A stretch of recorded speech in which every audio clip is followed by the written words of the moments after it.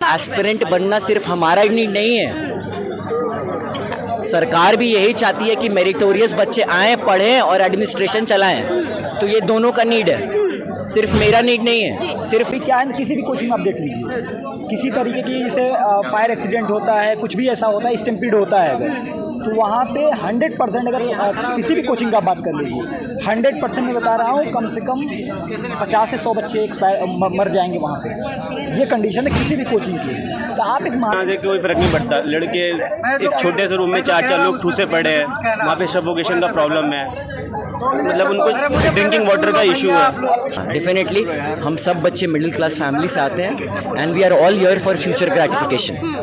तो फ्यूचर बनाने के लिए हम यहाँ सैक्रिफाइसेस कर रहे हैं, तो एटलीस्ट मॉनिटरी टर्म्स में उनके फैमिली को वो जो दुख वो झेल रहे हैं, मैं मानता हूँ वो पैसा कभी दुख को कम नहीं कर सकता, बट हाँ वो ज़रूर हेल्प कर सकता है उस परिवार को जिसने अपने बच्चों को खोया है। आप देख सकते हैं हमारे नेविन भाई, हमारी श्रेया बहन, हमारी तानिया बहन, और ये हमें पता भी नहीं है कि हमारे और कितने भाई और बहन अंदर फंसे थे और उनकी बॉडीज़ मिली है नहीं मिली है। पेरेंट्स परेशान हैं, बट कोई प्रशासन की तरफ से, शासन की तरफ से कोई जवाबदेही नहीं है, अकाउंटेबिलिटी बिल्कुल नहीं है, ट्रांसपेरेंसी बिल्कुल नहीं है।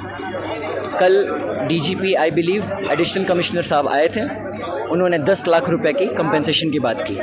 यहाँ छात्र 3 लाख रुपए फीस देता है, वहाँ 10 लाख से क्या? 3 लाख रुपए सालाना उसका खर्चा है। यहाँ पे 6 लाख रुपए तो वो खुद लगा रहा है, आप उसको 10 लाख की बात कर रहे हो। मतलब एक यूपीएससी एस्पिरेंट जो देश को भविष्य सजोने की जो सपने देखता है, कल्पना करता है और उसके लिए पूरे एफर्ट लगाता है, उसकी जान जाती है किसकी वजह से? प्रशासन की वजह से। प्रशासन कह रहा है केवल 10 लाख। एस्पिरेंट बनना सिर्फ हमारा नीड नहीं है, सरकार भी यही चाहती है कि मेरिटोरियस बच्चे आएँ, पढ़ें और एडमिनिस्ट्रेशन चलाएं। तो ये दोनों का नीड है, सिर्फ मेरा नीड नहीं है, सिर्फ मेरा पर्सनल ग्रेटिफिकेशन नहीं है। मैं सिर्फ इसलिए नहीं आया हूँ कि बस मुझे ज़रूरत है, सरकार को भी मेरी ज़रूरत है। सरकार भी खोज रही है कि कम्पिटिटिव एग्ज़ाम लेके मेरिटोरियस बच्चों को वहाँ पहुँचाना। तो सिर्फ ये मेरा बात तो नहीं है कि मैं अपने लिए आया हूँ। और इनफैक्ट अगर कोई कहता है कि आप सोशली ओरिएंटेड नहीं हैं, तो हाँ ठीक है, मैं मान लेता हूँ, ये भी बात मान लेता हूँ, मैं इंडिविजुअली ओरिएंटेड हूँ। क्या मेरे ह्यूमन राइट्स नहीं है? कल क्या मैं लाइब्रेरी में नहीं फंस सकता हूँ? फंस सकता हूँ, बिल्कुल फंस सकता हूँ। क्या आप कल करंट से नहीं मर सकते? बिल्कुल बिल्कुल बिल्कुल बिल्कुल बिल्कुल ये हो सकता है, हमारे साथ भी हो सकता है, मेरे भाइयों के साथ भी हो सकता है, किसी के साथ भी हो सकता है। अगर कोई हम पे ब्लेम लगा रहा है कि हम नेतागिरी करने आए हैं, हम पॉलिटिक्स करने आए हैं, आपको जो ब्लेम लगाना है करिए, बट हम इंडिविजुअल के लिए भी आए हैं। सोशल तो आए ही हैं, बट इंडिविजुअल के लिए भी आए हैं, अपने अधिकारों के लिए आए हैं आप। बिल्कुल। और बहुत सारे लोग हैं वो जो कह रहे हैं कि दिल्ली क्यों आए हैं बच्चे। आर्टिकल 19 संविधान का हमें राइट टू मूवमेंट का फ्रीडम देता है। हम इस देश में कहीं भी घूम सकते हैं, कहीं भी रह सकते हैं। ये देश एक फेडरल स्टेट है, क्वाजी फेडरल स्टेट है। यहाँ पे हम एक स्टेट में बंद नहीं सकते हैं, हमारा मूवमेंट रोका नहीं जा सकता है। दिल्ली जितना दिल्ली वालों का है उतना देशवासियों का भी है। तो ऐसे गंभीर आरोप जो लगा रहे हैं, नहीं पता उनकी मानसिकता क्या है, मुझे बिल्कुल उनका अंदाज़ा नहीं है, बट हाँ उन्हें सोचना चाहिए, उन्हें समझना चाहिए और उसके बाद इन पेरेंट्स की दशा देखने के बाद कुछ ऐसा कमेंट करना चाहिए। धन्यवाद। नाम है सर आपका? योगेश। कहाँ से आए? हम यूपी जौनपुर से। यूपी से हैं। यूपी से कौन है? श्रुति। ये श्रुति है, यूपी से हैं। अम्बेडकर में। सर आप लोग जैसे जब से ये सब कुछ हुआ, रात से आप लोग एक्टिव हैं? रात में ही थे मैम, रात में ही आ गए थे हम। मतलब सोए भी हैं? नहीं, कल भी नहीं सोए हैं, आज भी नहीं सोए हैं, और उस रात से 1 घंटे 2 घंटे से क्योंकि मैम एक्चुअली क्या था ना, वहाँ पे तो हमें भी हो सकता था। आज प्रोटेस्ट करने के लिए यहाँ जिंदा है, इसलिए प्रोटेस्ट कर रहे हैं। अगर वहाँ होते तो प्रोटेस्ट नहीं कर रहे होते। और शायद आए हैं उस हिसाब से नहीं हो रहा है, नहीं एक्शन लिया जा रहा है, उतना भी नहीं होता। इस तरह आने वाले टाइम में भी दूसरी ऐसी घटना सामने आ। एक्चुअली क्या है, इतना करने के बाद फिर भी तो ये एक्चुअल नंबर को डिस्क्लोज ही नहीं कर रहे हैं। पेरेंट्स लगभग 8 पेरेंट्स ऐसे हैं, 8 बच्चों के पेरेंट्स ऐसे जो दिल्ली में आए हुए हैं, घूम रहे हैं कि आपके हमारे बच्चे गए कहाँ। आप गुमशुदगी ही दर्ज करो उनकी, बताओ कि कहाँ है उनके बच्चे, उनके कहाँ हैं। कल एक बच्ची के पेरेंट्स आए, एक लड़की के, बोल रहे उनके चाचा थे, बोल रहे भाई लड़की हमारी मिल नहीं रही है, और कहाँ है, न पीजी में न कहाँ। ऐसी घटना हुई है तो किसी को भी लगेगा कि हम लोग थे रात में यहाँ पे। अब देख रहे हैं गाड़ी एम्बुलेंस आ रही है, जा रही है। आखिर इतनी बार एम्बुलेंस लेकर गए, आखिर वो लोग थे कौन? आपने लाइट काट दी, अंधेरा हो गया पूरा, देख नहीं पाया कोई, और आप सबको हॉस्पिटल आ रहे हैं, मतलब हॉस्पिटल शिफ्ट किए, वहाँ आखिर था कौन? एक्चुअल नंबर तो बताइए। मतलब कहीं ना कहीं अभी ये संदेह है कि पूरा डाटा नहीं दिया गया। 100% नहीं बता रहे हैं, संदेह नहीं, 100% है कि सही डाटा नहीं बताया जा रहा है। हम जो आंखों से देख रहे हैं उसमें क्या गलती हो सकती है? आप कौन से वाले स्कूल में पढ़ते, कौन सी हम कोचिंग? सुब्रा रंजना है इसमें। वहाँ कितनी?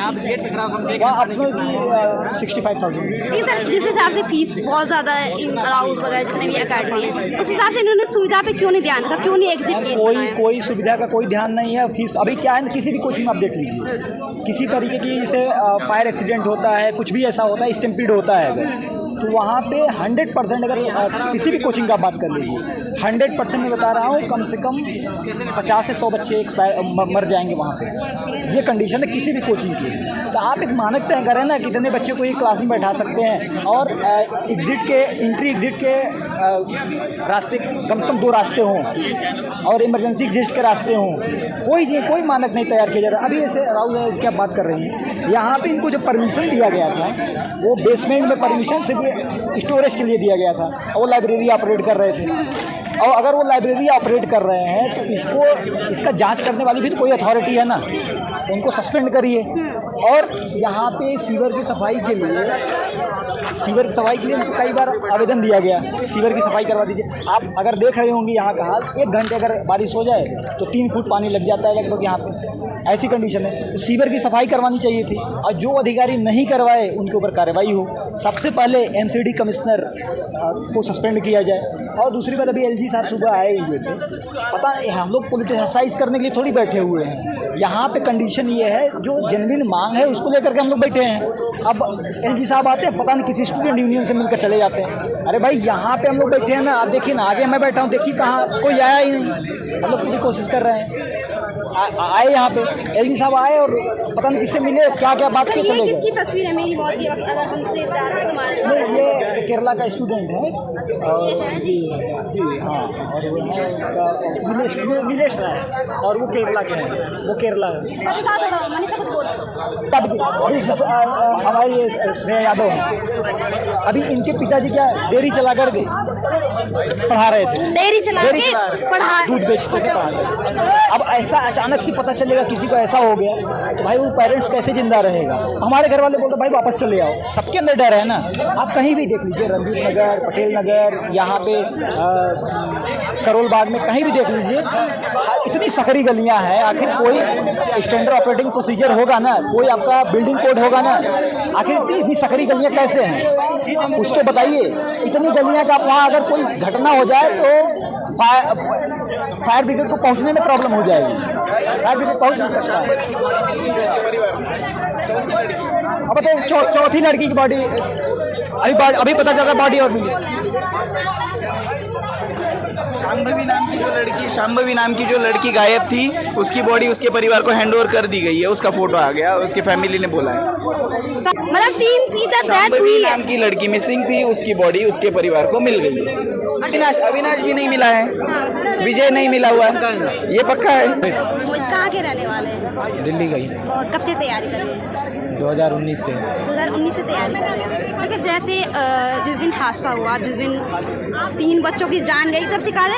और बेसमेंट में जो 30-35 बच्चे थे, वो वहाँ पे उस 12 फुट पानी भर चुका था वहाँ पे, तो उसमें फंस गए थे, जिसमें से 3 बच्चों की मौके पे मौत हो गई थी। 8 बच्चों का रेस्क्यू ऑपरेशन करा है, बट उन बच्चों के बारे में अभी तक ना पुलिस ने, न MCD ने, ना सरकार ने, किसी ने कुछ नहीं बताया। अभी मतलब ये डाटा नहीं है, जो 8 बच्चे बाकी हैं उनका कोई पता नहीं कि वो स्वस्थ है भी या नहीं। पता है ना, उनकी हालत पता है, कोई जानकारी ना पुलिस ना MCD ना मिलने दिया जा रहा है, कोई इन्फॉर्मेशन नहीं। हाँ। इस तरह से लापरवाही क्यों की जा रही है? MCD चाहती नहीं है कि यहाँ के लोगों की जान सुरक्षित रहे। हम लोग इतने दूर दूर से यहाँ पे पढ़ने के लिए आते हैं। नीलेश राय नाम के जो सीनियर थे, उनका 4th अटेम्प्ट में प्रीलिम्स क्लियर हुआ जैसे तैसे करके, वो करंट लगने से वहाँ पे मर गए 4 दिन पहले। MCD ने तो कोई कार्रवाई नहीं करी। अब यहाँ पे भी वाटर लॉगिंग इतना डेली का समस्या है, आधे घंटे पानी बारिश हो जाए यहाँ पे कमर के ऊपर तक पानी भर जाता है। हम क्या मरने के लिए बैठे रहे यहाँ पे? राउस IAS को NOC था स्टोरेज के लिए 9 जुलाई 2024, इसी महीने, इसी इसी महीने इसी साल अभी 15 दिन पहले एक लड़के ने कंप्लेन करी थी कि ये लाइब्रेरी चला रहे हैं 2 साल से, लेकिन इन पे क्यों कार्रवाई नहीं हुई? लाइब्रेरी की परमिशन तो थी नहीं, किसी को भी कॉमर्शियल काम करने की परमिशन नहीं है, फिर भी चला रहे थे। कहने का मतलब 2 नंबर का काम हो रहा है। 2 नंबर का काम है, MCD की सारी सांठगांठ है। आप कहाँ से आए हैं? मैं तो इधर रहता हूँ मंडावली में। मंडावली में रहते हैं। और कब से यूपीएससी की तैयारी कर रहे हैं? मेरे को 3 महीने हो गए। 3 महीने हो गए। अच्छा, जैसे आप देख रहे हो कि मतलब कई लोग कहते हैं कि कई लोगों के मैं कमेंट देख रही हूँ, वो प्रशासन से सवाल नहीं कर रहे हैं, शासन व्यवस्था सिस्टम से सवाल नहीं कर रहे हैं। वो क्या कह रहे हैं कि जो बच्चे हैं कि जरूरी है दिल्ली आना। ऐसे लोगों पे क्या कहना चाहेंगे आप, एक एस्पिरेंट होने के नाते? मतलब जो अगर कोचिंग के लिए अगर दिल्ली आ गया, जरूरी है या नहीं है, तो उसके ह्यूमन राइट्स ख़त्म हो जाते हैं क्या? फिर ह्यूमन राइट्स तो उसके हैं, जीने का अधिकार है, साफ़ सफाई का यहाँ पे अधिकार है, जितने भी एकोमोडेशन के उसके राइट्स हैं, तो ये तो सवाल ही गलत है। सवाल ही गलत है। कहने का तात्पर्य है कि सीधे सीधे सिस्टम को बचाने की कोशिश कर रहे हैं। ये तो सिस्टम को भी बचाने की कोशिश कर रहे हैं, और ये इस तरह का सवाल उनके मन में आया भी कैसे समझ नहीं आता है कि यहाँ पे आना मतलब ये तो कोई भी आ सकता है यहाँ पे, और किसी की मर्जी है, कोचिंग यहाँ ले या वो घर पे ले। अगर यहाँ वो कोचिंग लेने आता है तो क्या उसको यहाँ पे फैसिलिटीज़ नहीं देनी चाहिए क्या? यहाँ पे साफ़ सफाई रखनी चाहिए। ये तो लोकल के लोगों के लिए भी है।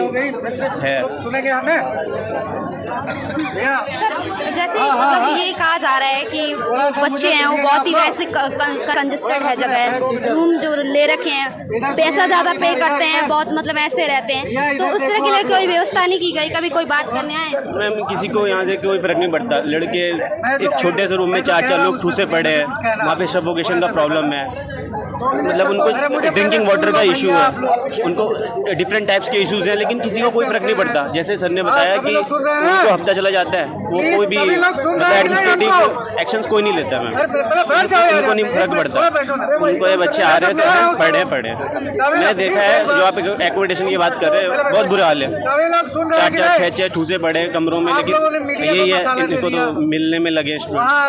बाइक लेके कह रहे हैं कि क्या ये आंदोलन 2 धड़ों में बट गया। जिस तरह से आप लोग लगातार मांग कर रहे हैं, अभी मांग कर रहे हैं लगातार, तो क्या लगता है आपको कि इस तरह से MCD एक्शन पे आएगा, आप लोगों से मुलाकात करेंगे, आप लोगों की जो समस्याएं हैं सॉल्व हो पाएंगी?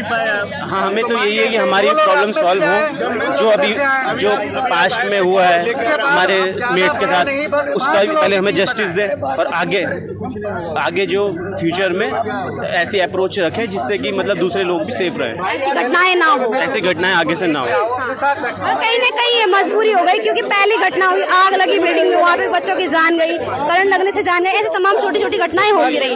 आप लोगों ने नजरअंदाज किया, आप लोगों ने सोचा चलो प्रशासन कार्रवाई करेगा, तो प्रशासन ने कार्रवाई नहीं की, तब जाके बच्चे रोडों पे उतर आए हैं। जी बिल्कुल मैम, यही है। अब बीती है सबके साथ, तो ये अब सब अपना पढ़ने वगैरह में बिजी रहते हैं। अब स्टेप बाय स्टेप लोगों के साथ चीज़ें हो रही हैं। पहले करंट से भाई की मौत हुई, अब ये 3 लोग ऐसे हो गए। भगवान न करे फ्यूचर में भी ऐसा कुछ होता है, हमें उतरना पड़ेगा अपने हकों के लिए, क्योंकि जिस तरह से हम यहाँ पे रह रहे हैं, तो हमें तो अपने राइट्स के लिए उतरना ही पड़ेगा। ऐसा ही है।